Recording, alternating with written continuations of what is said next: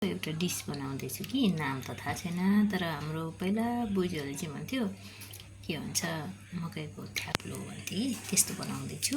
तर त्यस्तै होला, त्यस्तै भन्ने सुन्थेँ। यहाँ केलाएर बनाइरहेको छु। अब यसलाई ग्राइन्ड गर्नुपर्छ।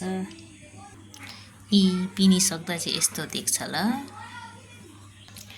अब यहाँ चाहिँ जिरा पाउडर होइन, अन्त धनियाँ पाउडर, अन्तखेरि यो के भन्छ के जातिको धुलो पनि लगाएको छु, मरिचको धुलो लगाएको छु। अन्त यसलाई चलाउनु पऱ्यो। नुन पनि थोरै लगाएको छु किनभने अघि लगाएकोले कम्ती भयो भनेर। अब यसलाई चाहिँ यसरी मलेपछि यो कर्नफ्लावर लाउनुपर्छ।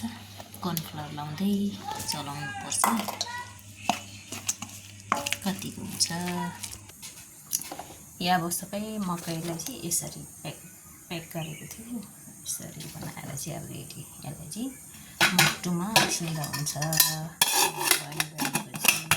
एकैचोटि 30 मिनट बनाइदिनुपर्छ। पाक्यो कि हेर्नुपर्छ। यस्तो अब यसलाई खोलेर हेर्नुपर्छ। निकाल्दा चाहिँ यस्तो देखिन्छ। हेर्नुहोस् यस्तो हुन्छ। मकैको थ्याप्लो चाहिँ यस्तो बनाएको छु। एकदम तपाईँहरूलाई मनपर्छ।